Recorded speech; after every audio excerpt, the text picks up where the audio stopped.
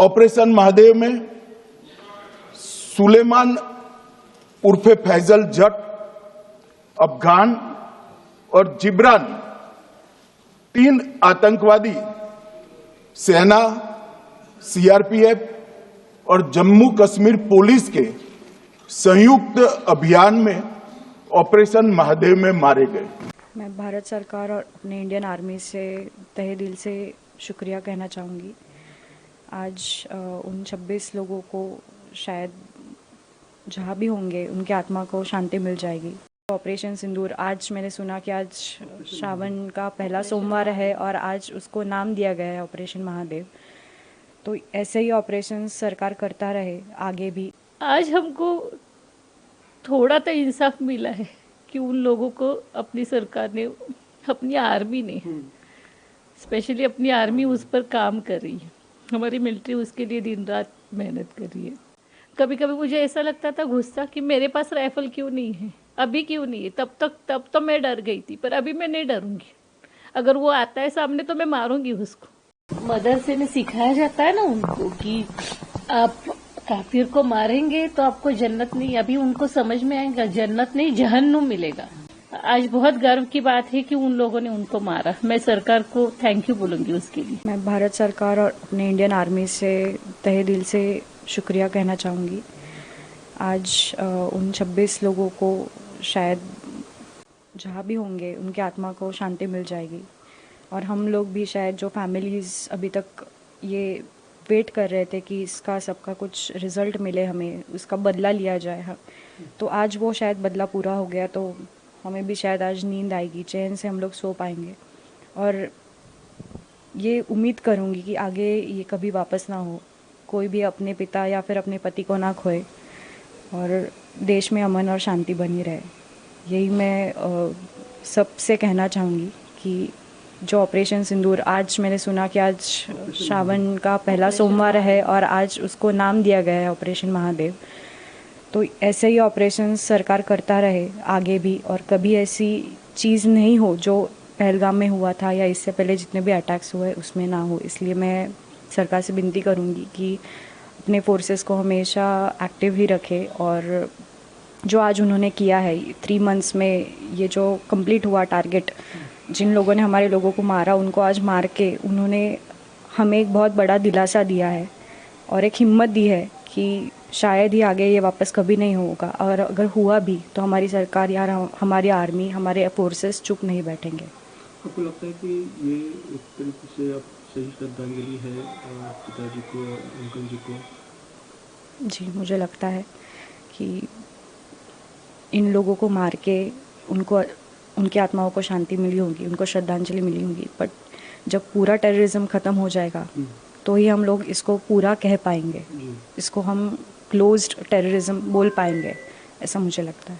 हम देख रहे हैं कि जब भी बात होती है आप अभी भी इमोशनल हो जाते हैं। काफ़ी मुश्किल भरे दिन थे ये सारे, जब से ये घटना हुई आप लोगों के लिए।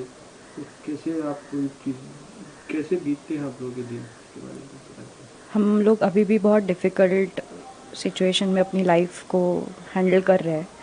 मतलब जब हमारी बात हुई कि न्यूज़ पे ये चल रहा है, और तब मैं बाहर थी तो मम्मी नहीं थी मेरे साथ। तो जब मैं मम्मी को आके मिली तब हम दोनों को, हम एक कंट्रोल नहीं कर पा रहे थे, क्योंकि कल रात को हमारी दोनों की बात हो रही थी कि कब हमें इंसाफ मिलेगा। और आज मम्मी भगवान का बहुत करती है, तो शंकर जी की आज पूजा कर रही थी, आज श्रावण का पहला सोमवार है, तो वो उनसे झगड़ा कर रही थी कि कब हमारे लोगों को इंसाफ मिलेगा। और आज जब वो मिला तो हम कंट्रोल नहीं कर पा रहे अपनी इमोशंस को। मेरी बेटी बाहर थी तो उसने मुझे फ़ोन किया कि मम्मी वो टेररिस्ट को मारा है। मुझे मीडिया से फ़ोन आया, मैंने तुरंत न्यूज़ लगाया, पर तब तक कोई चैनल पर वो डिक्लेयर नहीं हुआ था। और फिर अभी आधे घंटे पहले मैंने वो 3 नीच लोगों को, जिन्होंने, वो टेररिस्ट ने हमारे पतियों को हमारे सामने मारा, उनका फ़ोटो दिखाया ना, तो फिर मैं रो पड़ी। मेरी मम्मी मैं हम सब रोने लगे कि आज हमको थोड़ा तो इंसाफ मिला है कि उन लोगों को अपनी सरकार ने, अपनी आर्मी ने, स्पेशली अपनी आर्मी उस पर काम कर रही है। हमारी मिलिट्री उसके लिए दिन रात मेहनत कर रही है। तो उन्होंने उनको ढूंढा और उनको मारा। और अभी जो न्यूज़ आया उस मालूम नहीं है आपको, हम 3 महीने कैसे जी रहे। मैं दिन रात रोती रहती हूँ, मेरे पति यहाँ से आएंगे वहाँ से आएंगे। मैं कल ही उनसे बात कर रही थी कि आप क्यों वैसरन वाले में ढूंढ रहे, वो टेररिस्ट को आप मत ढूंढो, अपनी आर्मी है ना। तो उसकी फ़ोटो से बात करती रहती कि आप मत, आप घर आ जाओ, आप अभी हमको वहाँ नहीं जाना है, आप घर में आ जाओ, वो अपनी मिलिट्री ढूंढ लेंगी। पर मिलिट्री ने अपने ढूंढ लिया है। हम लोग पूछते थे NIA वाले से कि आपका ऑपरेशन कब कहाँ तक आया है, कैसे कैसे होगा। हम लोग यानी हमारे कान तरस गए थे कि उन लोगों को मारने के लिए। कभी कभी मुझे ऐसा लगता था गुस्सा कि मेरे पास राइफल क्यों नहीं है, अभी क्यों नहीं है। तब तो मैं डर गई थी, पर अभी मैं नहीं डरूंगी। अगर वो आता है सामने तो मैं मारूंगी उसको, क्योंकि हम लोग 3 महीने जो जिंदगी जी, नर्क से भी बदतर जिंदगी है हमारे लिए। हम तीनों ही थे घर में, हमारी तीनों की खुशहाल जिंदगी थी, पूरा की पूरे खत्म हो गई है। हम लोग अभी जी नहीं पा रहे। मैं आज भगवान से बोल रही थी कि एक तो उनको यहाँ बुला लो, नहीं तो फिर मुझे उनके पास भेज दो। पर अपनी बेटी के लिए मैं अपनी चुपचाप रहती हूँ। मदरसे में सिखाया जाता है ना उनको कि आप काफिर को मारेंगे तो आपको जन्नत नहीं, अभी उनको समझ में आएगा जन्नत नहीं जहन्नुम मिलेगा। जो सबसे नीचे वाला जहन्नुम रहता है ना, जहाँ पर कीड़े रहते हैं, वैसे वाला जहन्नुम उनको मिलेगा। उनको गलत सिखाया जाता है, लोगों को मारा जाता है, ये बहुत गलत है, ऐसा नहीं करना चाहिए कोई भी मजहब। और मुझे बहुत प्राउड फील है कि मैं हिंदू हूँ। नहीं पढ़ूंगी मैं कभी अजान या कलमा, कोई भी आए मेरे सामने, नहीं पढ़ूंगी। मैं हिंदू हूँ, मैं हिंदू हो जन्मी हूँ और मरूंगी भी हिंदू ही। कोई भी आए जाए मेरे सामने, पर नहीं। मेरे पति जैसे शहीद हुए हैं ना, वीर मरण बोलते हैं उसको, वो उनको वीर मरण मिला है। आज उनकी आत्मा को भी ठंडक मिली होगी कि मेरा मरना वेस्ट नहीं गया। वो दहशतवादी जो पहले भी उन लोगों ने किसी और को मारा होगा या फिर लोगों को तकलीफ दी होगी, इनकी वजह से ही क्यों न हो, पर वो मर गए हैं। सरकार को करना पड़ा है हमारे लिए कि हम लोग कैसे, हम बहुत इनोसेंट लोग हैं, मिडिल क्लास लोग, हम लोग जो पैसे जमा करके अपने फैमिली को लेकर घूमने जाते हैं, क्या करते, और अचानक से ऐसे टेररिस्ट आएंगे और हम लोगों को मारेंगे, तो ये नहीं चलेगा। ये हमारा देश है, ये ऐसे धर्मांध लोगों का देश नहीं है जहां पर आप कहीं से भी आए और हम लोगों को मार दिया। इसका तो बदला लेकर ही रहेंगे। पहले वाली सरकार का अलग था, पर अभी ये सरकार वैसी नहीं है। ये टिट फॉर टैट है और वो करेंगी, और लोगों को पकड़ेंगे और लोगों को मारेंगे। और मैं तो बोलती हूँ जब तक लास्ट का जो दहशतवादी है ना, वो नहीं मरेगा नहीं ना, तब तक ये ऑपरेशन, कोई भी ऑपरेशन रुकना ही नहीं चाहिए। या फिर वो ऑपरेशन सिंदूर हो, या आज फिर मैं तो अपने महादेव से आज बहुत झगड़ा कर रही थी कि मुझे इंसाफ चाहिए। मैं मेरे स्वामी महाराज से आज उनसे झगड़ा कर रही थी। सुबह से उठकर मुझे लग रहा था कि आज तो कुछ होने वाला है। मैं बहुत झगड़ा कर रही थी, बहुत रो रही थी कि मुझे कब इंसाफ कब मिलेगा, कब मुझे ये आएगा। नहीं तो मैं अपने आप को खत्म कर दूंगी कि अगर वो नहीं आता तो मैं हंगर स्ट्राइक पर बैठने वाली थी। आप पूछो किसी से भी कि मैं हंगर स्ट्राइक करने वाली थी कि मुझे वो सुनने में आना चाहिए। तो आज वो आया, मैंने टीवी लगाया, और भी 3 लोग बाकी है। वो तीनों के तीनों, जब तक 6 लोग थे, वो जो खत्म नहीं होंगे ना, तब तक ये रुकना ही नहीं चाहिए। आज बहुत गर्व की बात है कि उन लोगों ने उनको मारा। मैं सरकार को थैंक यू बोलूंगी उसके लिए, पर ये ऑपरेशन उन्होंने चालू ही रखना चाहिए, क्योंकि हम लोग बहुत बहुत दुखी है। मेरी वो फ्रेंड गनबोटे, हम तीनों कैसे जी रहे ना, किसी को नहीं मालूम है। लोगों ने हमको ट्रोल किया कि इनको क्या पैसे मिल गए, इनको क्या है। पैसे से इंसान जो जीता है ना, वो नहीं खरीदा सकता। हम लोग, हमारा इंसान जो हमारे बीच में से जो मेरा पति गया है, हमारा जो घर उजड़ गया है, वो पैसे से नहीं भरेगा, किसी के मदद से नहीं भरने वाला। और ये आज जो ऑपरेशन महादेव, उन्होंने आज श्रावण का पहला सोमवार है जो हम लोग महादेव की पूजा करते हैं, तो उन्होंने ये नाम बहुत अच्छा दिया, क्योंकि महादेव और रुद्र, एक रुद्र जैसे खत्म करता है, राक्षसों को मारता है, इसीलिए रुद्र रहता है। तो ये रुद्र का ही, महादेव ने रुद्र का ही अवतार लेकर वो टेररिस्ट को मारा है। और मुझे महादेव पर पूरा भरोसा है, मेरे स्वामी पर पूरा भरोसा है। और आज ये दिन उन्होंने दिखाया, और इतनी जल्दी 3 महीने के अंदर। मैं सरकार को, मोदी सर को थैंक यू बोलूंगी। ये जो 22 अप्रैल का आतंकवादी हमला हुआ था, वो हमारे देश पे हमला था। दुश्मन मुल्क ने आतंकवादी भेज के हमारे देश के निर्दोष नागरिकों का जघन्य नरसंहार कराया था। ये हमला देश की अस्मिता में हमला था, देश की अखंडता पे हमला था। निश्चित तौर पे सरकार जो कर रही है, संसद में चर्चा वो होनी ही चाहिए।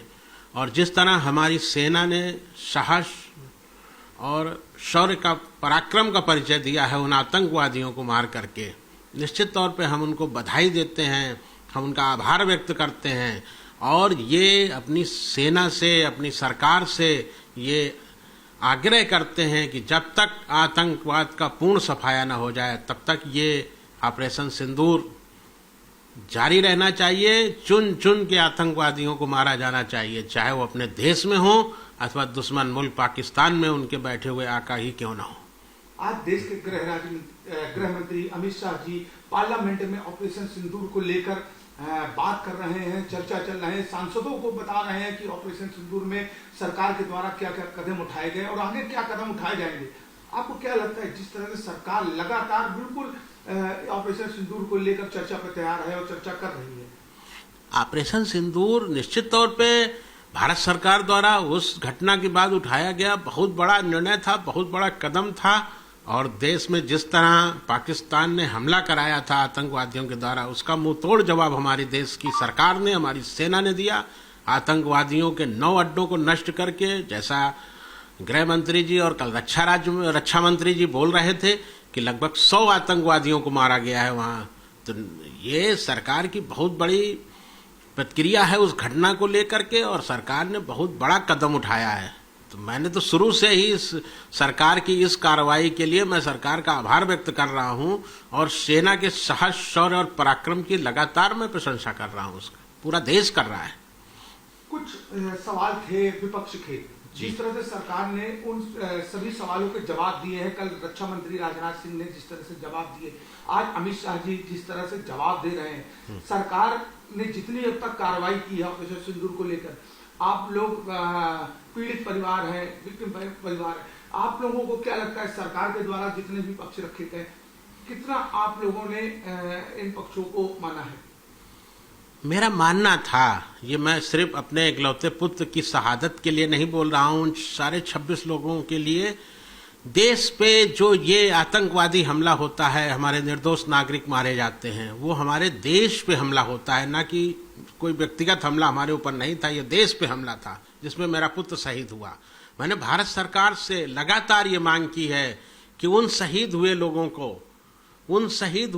की आत्मा को तब शांति मिलेगी जब हमारी भारत सरकार उनको राष्ट्रीय स्तर में सम्मान देगी, राजकीय सम्मान देना चाहिए, क्योंकि वो देश पे हुए हमले पे शहीद हुए हैं। हमारे आने वाली पीढ़ियां पहलगाम को कैसे याद रखेंगी, इसका भी चिंतन करना चाहिए हमारी संसद को। वैश्विक जगत में ये संदेश जाना चाहिए कि भारत वो पुराना भारत नहीं है, नया भारत माननीय नरेंद्र मोदी जी का भारत है, जो अपने देश के नागरिकों के जीवन का सम्मान करता है। हमारे देश की सरकार को उन दिवंगत, उन शहीद हुए 26 लोगों, जिसमें मेरा पुत्र भी शामिल है, उनको शहीद अथवा उसके समकक्ष राजकीय सम्मान देना चाहिए। तभी उन 26 लोगों की आत्मा को निश्चित तौर पे शांति मिलेगी और उनके प्रति सच्ची श्रद्धांजलि होगी। हाँ, मैं पूरी तरह से लगातार संसद की कार्रवाई को देख रहा हूं। मुझे उम्मीद ही नहीं, पूरा भरोसा है कि आज शाम को जब माननीय प्रधानमंत्री जी संसद में बोलेंगे तो निश्चित तौर पे इस विषय में विचार करके निश्चित इस विषय में कोई घोषणा करेंगे और इन 26 परिवारों के दुख को कम करने का काम करेंगे। सेना ने जो कार्य किया है, सेना ने जो आतंकवादी मारे हैं, निश्चित तौर पे सेना को मैं बार बार सलाम करता हूं, बार बार उनकी सेना का आभार व्यक्त करता हूं, भारत सरकार को आभार व्यक्त करता हूं। आज जो खबर मुझे मिला कि आतंक ऑपरेशन महादेव में तीनों आतंकी का निधन हुआ है, वो सुनकर अच्छा लगा। और आपके माध्यम से मैं यही बोलना चाहती हूँ कि भारतीय सेना जो स्टेप लिए हैं बहुत अच्छा स्टेप लिए हैं, इसीलिए भारतीय सेना और हमारे प्रधानमंत्री जी को मैं बहुत बहुत धन्यवाद देना चाहती हूँ, क्योंकि 3 महीना बीत जाए पर जो दोषी है उनको दंड देना चाहिए और जो 2 भाग गए हैं उनको भी पकड़ना चाहिए और वो भी पकड़ में आ जाएंगे और उनको भी वैसे ही दंड दिया जाएगा। ये मेरा भरोसा है। यही बोलना चाहूँगी कि कुछ भी करने से पहले 10 बार सोचना चाहिए, क्योंकि अगर ऑपरेशन सिंदूर ऑपरेशन महादेव हो सकता है तो हो सकता है इसके बाद कुछ तांडव का भी जोर शोर का तांडव भी हो जाए। इसीलिए जो भी आतंकवादी जो फैलाने से पहले 10 बार सोचना चाहिए। हाँ, वो तो है ना, वो हम लोग तो दिखा दिए हैं, ट्रेलर तो दिखा दिए हैं ऑपरेशन सिंदूर में, और ज़्यादा अगर होगा तो वो भी दिखा देंगे कि जो घर में घुस के पूछ के मारेंगे और क्या।